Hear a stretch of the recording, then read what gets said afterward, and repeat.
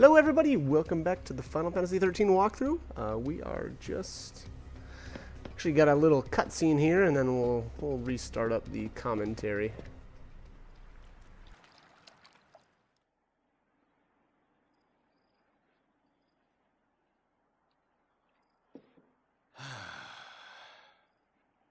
Not much of a future for us, huh? Hard to picture a happy ending.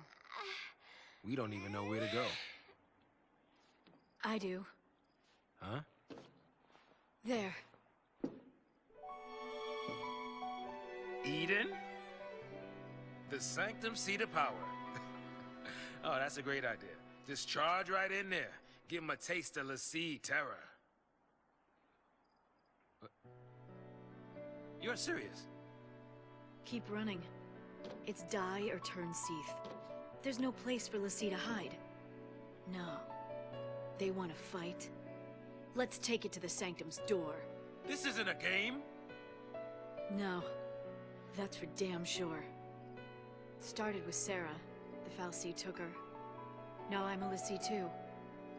And the Sanctum's hunting me, an enemy of the state. But who's pulling their strings? A fal'Cie. Eden. Cocoon's sustainer and guiding light. It probably ordered the purge, too. Pulse and Sanctum fal'Cie, they're all the same. And we're all the same to them. Expendable. I'm not dying a fal'Cie slave. So, what are you gonna do? Destroy it. By yourself? Are you crazy? Say you pull it off, What's that get you? Satisfaction? Something happens to Eden, it's lights out Cocoon. You want that? You're a post-Lassie now, so you just want to snuff out Cocoon. No! What about Sarah? She said to save Cocoon. It might even be our focus to make sure Cocoon's... Our focus doesn't matter. I don't take orders from fal'Cie. How I live is up to me. Don't you mean how you die? Think like that, and it's already over. Better to pick your path and keep moving. Don't worry. I'm after the Sanctum. I'm not out to destroy the world. If it did come to that, wonder if our hero'd try to stop me. You want to fight Snow now? Just like that and your enemies? Next time we meet, we might be too. When the fear sank in, it tore us all apart. Lightning was suffering, reaching out to us, but none of us could see it. Snow deserves it. If only I'd been stronger, none of this ever would have happened. I don't know what I should do. That makes two of us. Whoa, hey, you're taking care of me. Well, it won't be if you keep pushing me like that.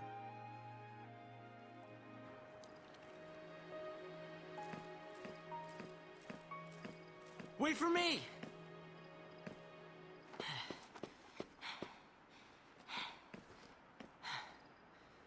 I'm going with you. I can't babysit you anymore.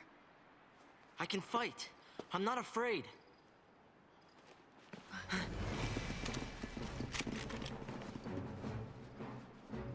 Great. A SciComm hit squad.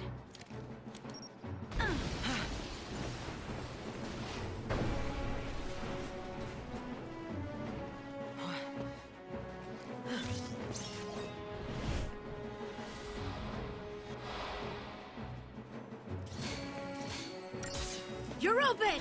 Alrighty, so here we've got Lightning and Hope. Obviously, a little bit of a split here in the forces. But I suppose we're probably used to it by now.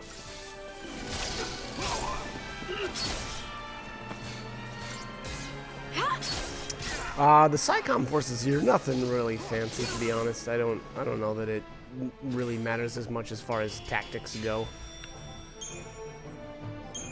Phoenix down in potion, not bad.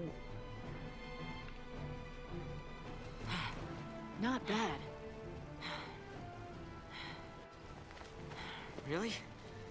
Thanks.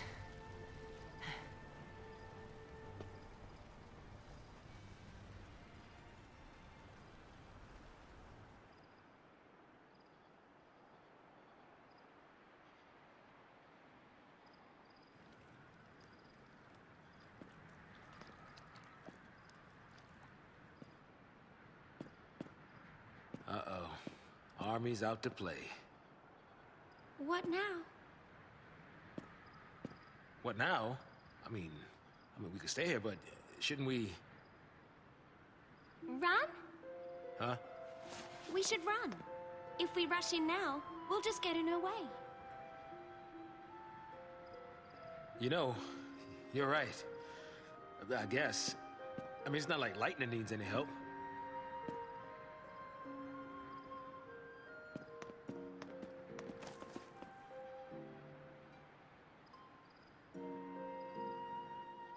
There'll be more soldiers.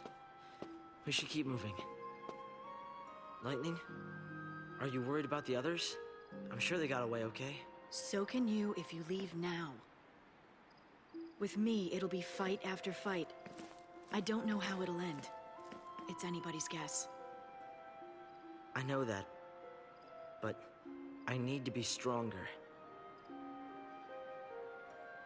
Lightning, Call me Light. what's the plan from here? Through the Gapra Whitewood to Palampolum. We'll find transport to Eden. I live in Palampolum. I can show you all the shortcuts. No side trips. No need. I don't think Lassie are welcome at home.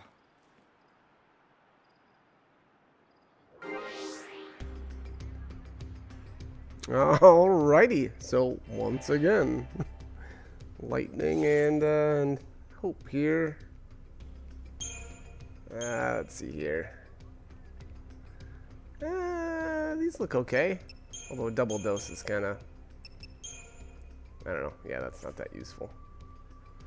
Normally I would put War and Peace below Slash and Burn, and once again, mostly because that's, if I'm going to be switching out of Slash and Burn, it's normally to heal, and I like to have it, I guess, next to it so that I'm not, you know, having to fumble through the different paradigms. Because you know, a lot of times when you need to be healing, you don't have all the time in the world to be looking through your paradigm, so it's easier to just put it right underneath. As far as Crysarium development here, so you can see Lightning's got the second accessory slot. I think, I don't know if Hope has his yet. Kind of losing track of who's got what at the moment, but to be honest, I mean, it's not you know, 100% needed. That doesn't need to be the first thing you go for, but that's usually what I do. I feel like accessories generally give a pretty good boost in your stats and just kind of make things a little bit easier. You know, at this point, even something like you know, for Lightning, being that I'm using her commando role mostly, I usually like to go with something that's going to give her some physical damage, as well as then, you know, something like maybe an HP item just to boost up her health. At the beginning of the game, I kind of feel like those HP items, like the Iron Bangle and so forth, are fairly useful. They definitely, I would say that they get less, or they become less useful as the game progresses. And you know, I don't know, it's whatever, but for the time being, they're fairly decent. That, and I guess, I mean, to be honest, I typically go with either items that boost up raw stats, or you know, give some sort of buff. Basically, you know, some of my favorite ones are the ones that'll give you auto bravery, I believe it is. Unfortunately, those won't be available for quite some time, but when they do become available, that will be one of the first items that I work on getting. Those are, you know, they help so much with the majority of the battles. I would say that those buffing type items are less useful in like really long duration battles. You know, I kind of feel like there's some other choices, but I'll definitely go over those once it becomes relevant, or once we actually get to said fights. Again, you know, at the beginning of the game, there just isn't much as far as options, so it's not something that we necessarily have to worry about right at the moment, but eventually.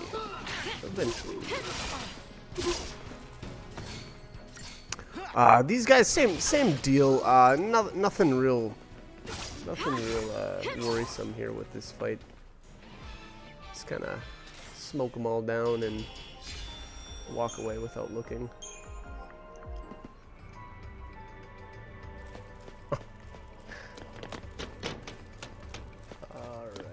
Anyway,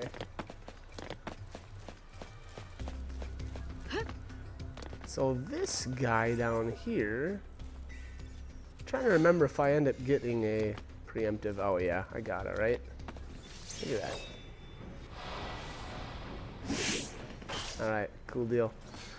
Definitely try to get a preemptive if you can on this guy. He's gonna have a, you know, a fairly substantially, well, a pretty substantial HP total, and that immediate stagger right off the bat's just really gonna cut down on the time of this fight. So, oh yeah, we'll get him down before the stagger meter is up, and that's that.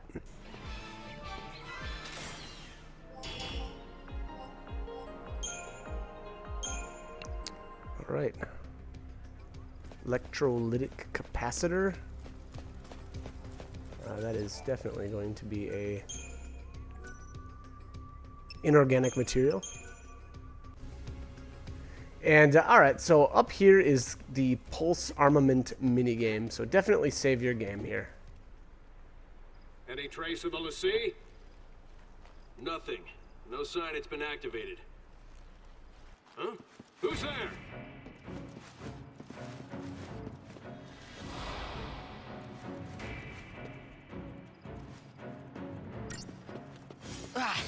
Take this!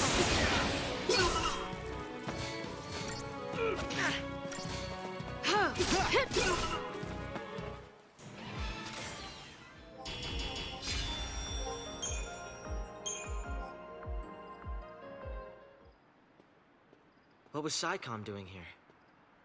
Probably thought we'd try and use a pulse machine to escape. Maybe we should try it.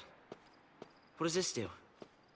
Hey, you're gonna hurt yourself. Don't touch that. Wait, what if it works? Leave it.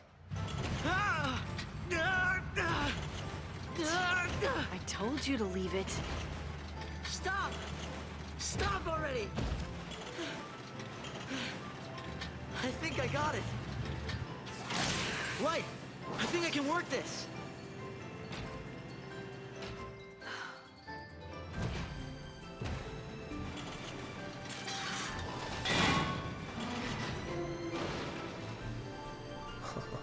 All right, so here, Hope is riding a dreadnought, and this is like I said earlier, it's a little mini game here, and there's just really two things that you gotta know. Basically, that you want to kill as many of the Pulseworks soldiers here as you can, and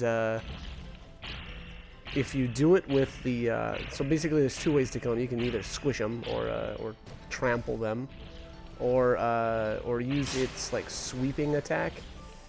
And the more enemies you catch with the sweeping attack, the better. Basically, there's two rewards. One is cash, and one is an item, or items, I should say. And when you charge through the gates, it recharges. Yeah, so now we're back up to 3 swipes. I think those, I don't know if those are roto swipes for any Final Fantasy XIV fans.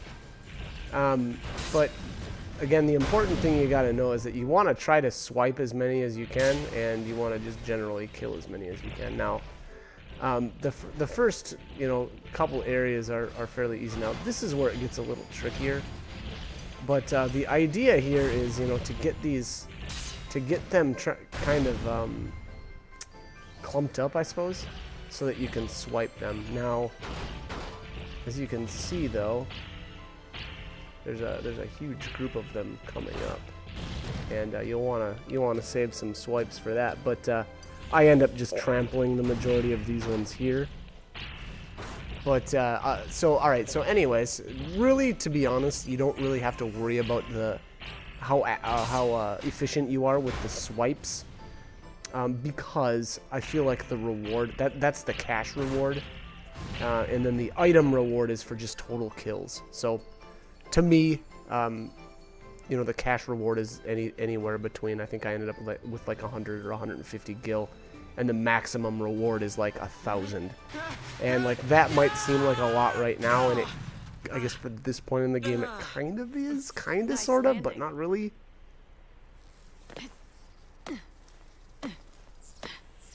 Let's get moving. Just need a minute. I'm still a bit winded. You're too soft. Wait up! Alright, so anyway, so like I said, the cash reward, up to like 1,000 gil, that's cool, but to be honest, it's not that big of a deal. The real reward there, though, is the spark ring. And yeah, so there's 100 gil. So I think that's the worst reward that you can get for being basically efficient with your swipes. Once again, though, I don't feel like it's worth resetting your game. Now, I would say that you really want to make sure that you get that spark ring, though, which, but that's really easy to get. You just make sure that you kill everything, either trample it or swipe it. It doesn't really matter how you do it, just as long as you get enough kills. So anyways, I did not decide to, restart it. And again, the real reason I just didn't feel like it was worth the time. It's really not. Basically, 900 gil later on is nothing. It's literally going to take seconds to obtain that kind of cash. So again, I would not recommend resetting the game there for that. I just really don't feel like it's worth it. But anyways, all right, let's move on. Let's not dwell. This fight, same deal as the rest of the fights, I suppose, in this area. There's nothing really. Oh, that's annoying, though. Wow. Okay, so maybe. I don't know. So Shell and Protect is actually pretty annoying. So maybe I should have taken out this the Ranger first, but I don't know. I guess it didn't really end up being that big of a deal. Okay, though, yeah. I missed my target time, though, for sure. Probably because of that. So, yeah, maybe. Maybe that'd have been a better idea.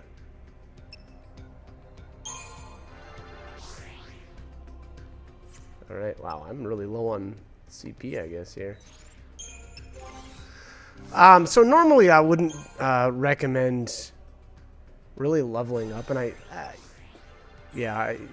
should say I wouldn't recommend going out of your way to get like extra CP. I really don't feel like it's worth it at this point in the game.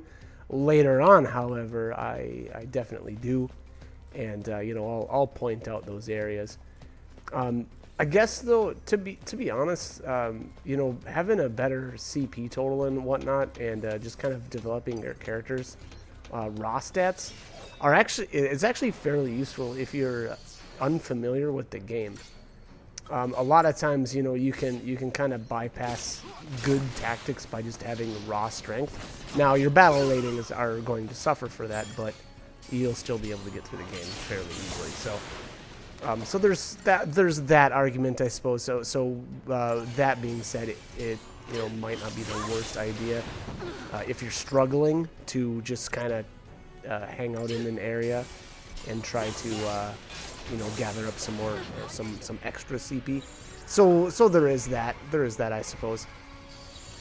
For me, though, I definitely recommend waiting until... Oh, womp womp. I can't Alright, stop we now. gotta retry this battle, I guess. That was a fail and a half.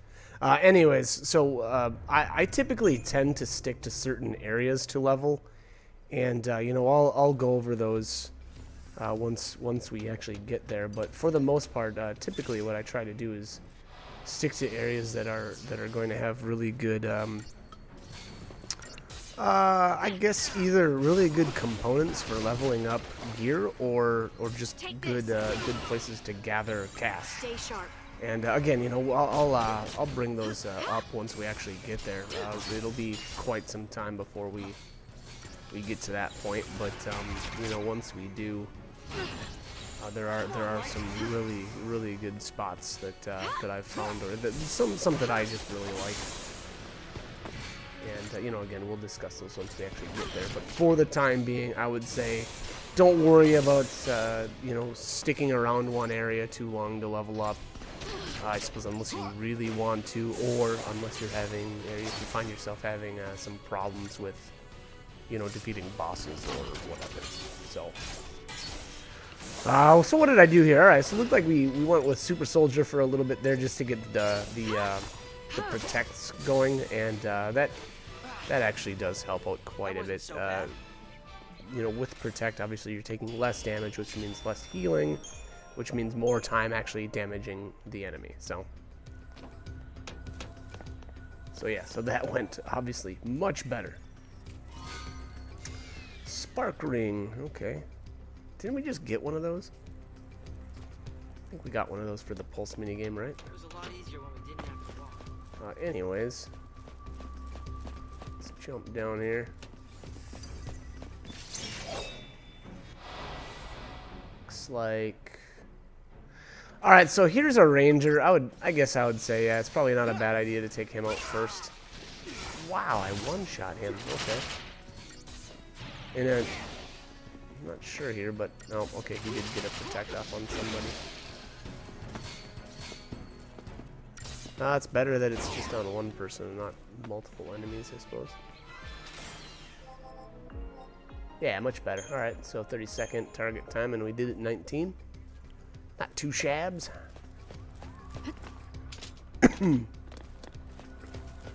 Excuse me, wow, this area is just packed with treasures. Phoenix down. Wah, wah. Phoenix down are worth, I think it's 500 gil, though, when you try to sell them back to the store, so that's something. I typically don't use them in combat. Yeah, every so often I do, so it's not a bad idea to at least keep a couple, but for the most part, tactics are, you know, what are, is, I suppose, a better answer as opposed to healing or reviving somebody in combat. You know, usually I stayed in a paradigm for a little bit too long, and I should have had something with, you know, a medic in it.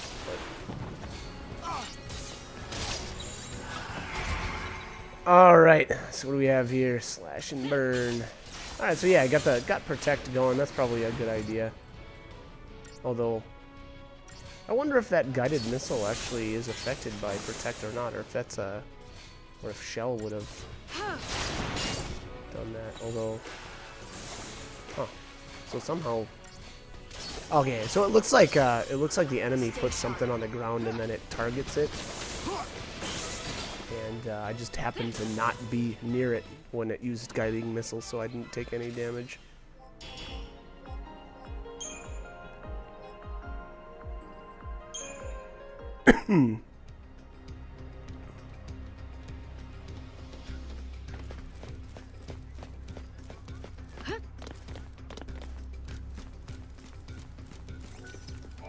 Alrighty. Save the game. I think it's been a little while since I've saved, so that's not a bad idea.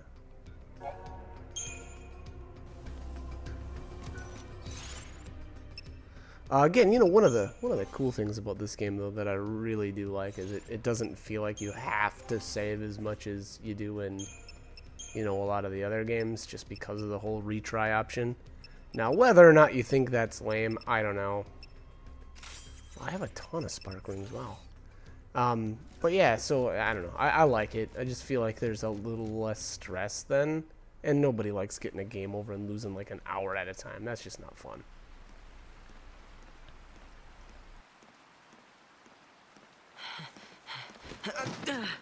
This isn't working. Huh? I mean, you're a liability. You'll just slow me down. What? I'm sorry, but I can't protect you when... You can't leave me here. You've got to take me with you. Enough! The whole world is against us. I can barely keep myself alive, let alone some helpless kid! I don't have time to baby you. You want to get tough? Do it on your own!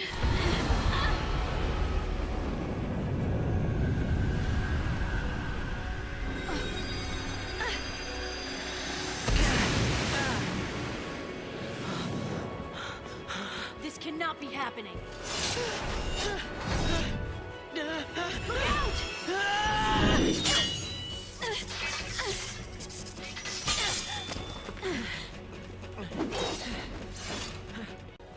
out! Oh, lightning, this is happening. Alright, so here is our second Eidolon battle. Obviously, this being Odin. Definitely Super Soldier right away. Get Protect as well as Shell going. That is going to be extremely important.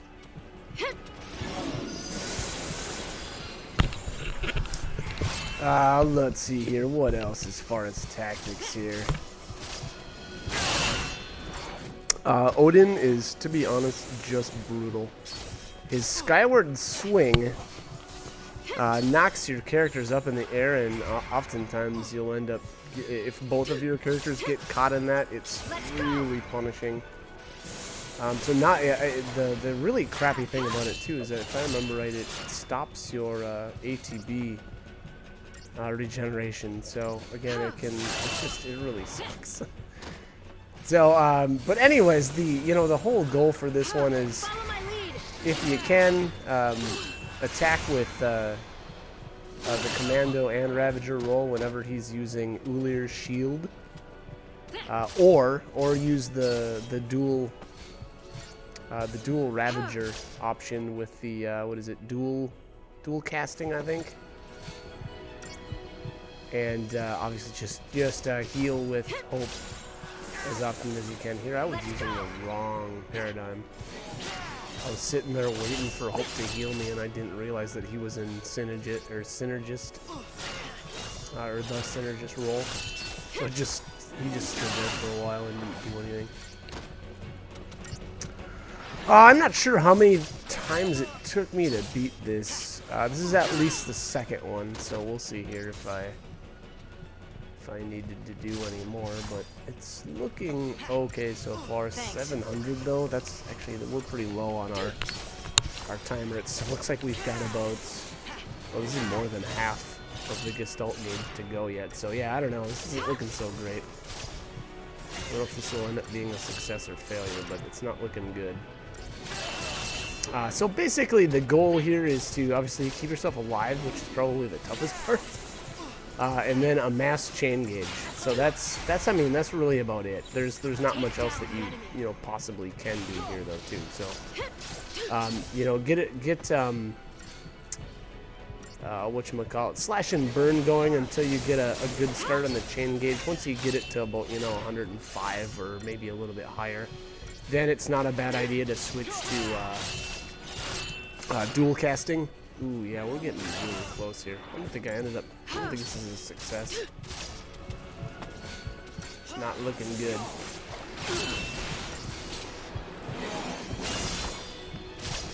Yeah. Getting really low.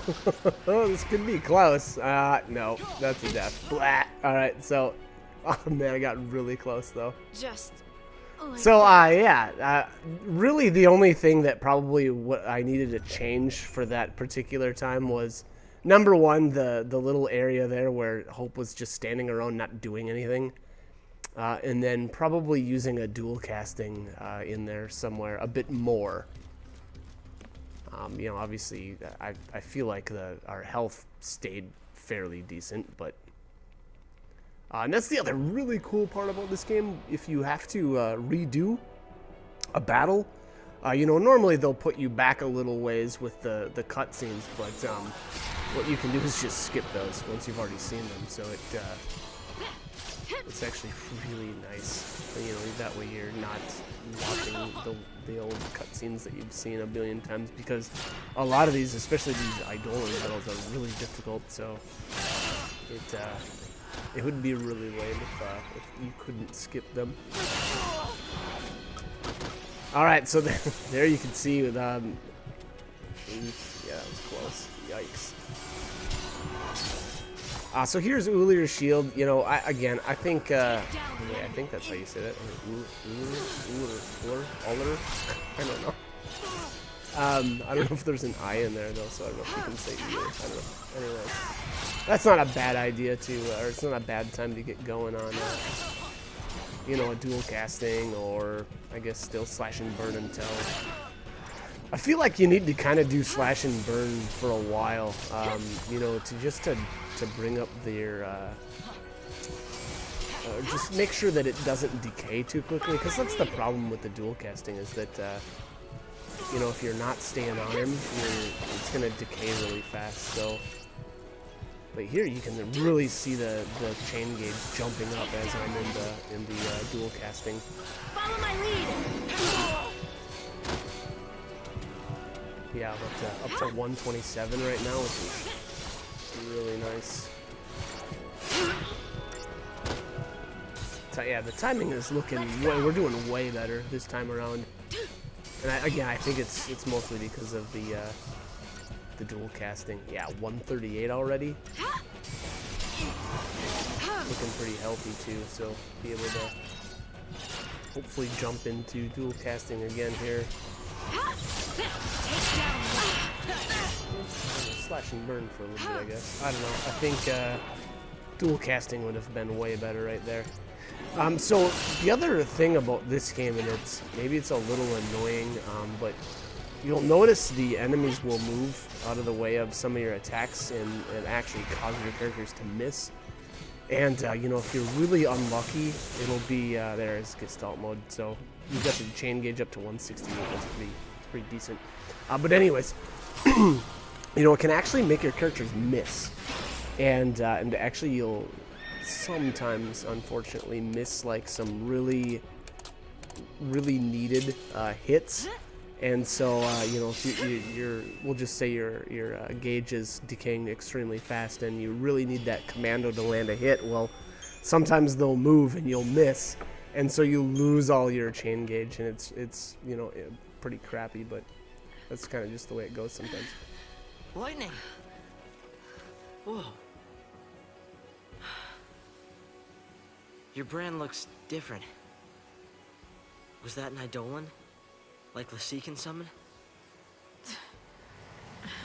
Magic and mumbo jumbo. I must have hit my head on that purge train. Am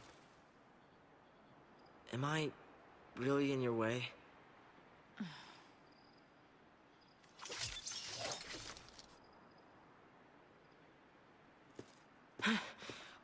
I'll do better. I'll try harder. We'll toughen you up. Huh? I'm sorry about before.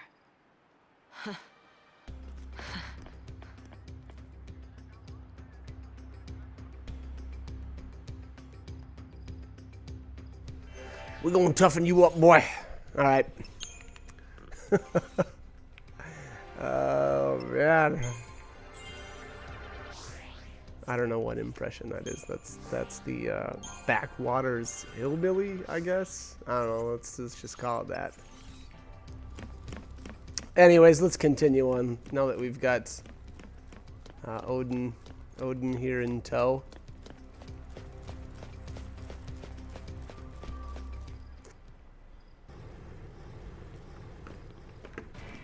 Lassie! Got my back? Yeah.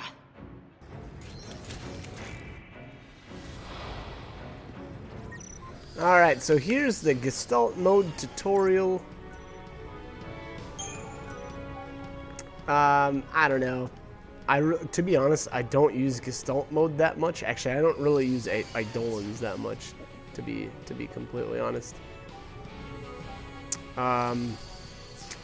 There's some ins and out, I suppose, that you need to know, and I gotta actually have to refamiliarize myself with some of them, as far as you know, what happens when you summon to the chain gauge. If I remember right, it resets your chain gauge. So if you drive up the chain gauge with your 3 characters, or 2 in this case, you know, any chain gauge that you've amassed will reset once you actually summon your Eidolon. Now, that being said, I think as long as you don't actually go into Gestalt mode when you're fighting alongside your summon, I think it will stay, or your chain gauge will not go down, or you will not lose your chain gauge. I guess call it whatever you want. But all right, so the idea here is to fight alongside your Eidolon until your Gestalt gauge rises, I suppose, and you can see it down there at the bottom right hand corner. Now, you don't necessarily have to. You could literally just go right into Gestalt mode if you really wanted to, but we're gonna build that up a little bit. Now, the important thing to know is that the higher your Gestalt gauge is, once you actually enter Gestalt mode, the more abilities that you can use in Gestalt mode, and the longer of it, you know, essentially the longer it lasts. So I'm going to run it way down here. I think I run it all the way down to, like, I don't know, 50 minutes. But that's the other thing. You really got to be paying attention to your timer down there too. So here he's down. Yeah, he's down to about 60. We do this together. I don't know. To be honest, I really don't care for the Gestalt or the Eidolons and the Gestalt mode in this game. For whatever reason, I just I don't know. Maybe it feels clunky, or I don't know, the scenes are kind of cool. Like that looked kind of cool there with lightning on Odin's back, and she's got the 2 whatever these gigantic weird-looking blade things are. They probably have a name, but I don't know them right off the top of my head. Yeah, I don't know. Some of these abilities look pretty cool, but and then obviously, so here's Zantetsuken, which is a popular or commonly used term throughout the Final Fantasy series for Odin's ability. Don't think it. Until next I time. think it's got the one-shot capabilities that it does in other games, though. As of right now, anyway. I don't know if that changes. I don't remember if it changes later, or, you know, I don't know. I have no idea. But, alright, anyways. This guy's almost toast. I don't think we need to buff this time around, so I think I just end up finishing this fight off the way it is. But, yeah, alright, so anyways, that's summoning Eidolons in Gestalt mode. It takes 3 TP, so, you know, you're not going to be able to spam it every fight, but We'll stop here. Sorry. Don't sweat it.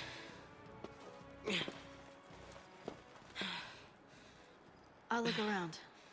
You rest up.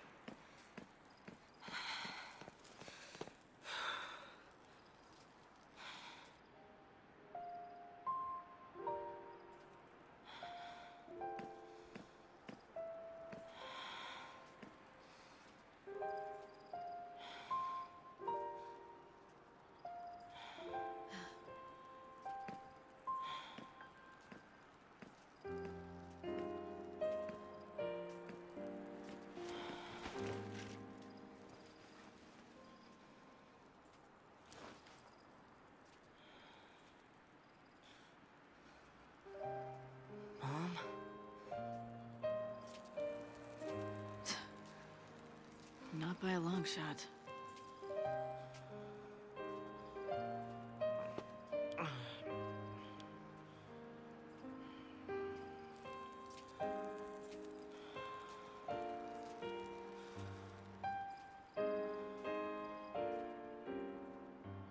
All right. I got to cut the commentary here, so like, comment, subscribe, whatever you guys want to do. Hope these guys are helpful, though, and hope you join me for more. All right. Thanks for watching.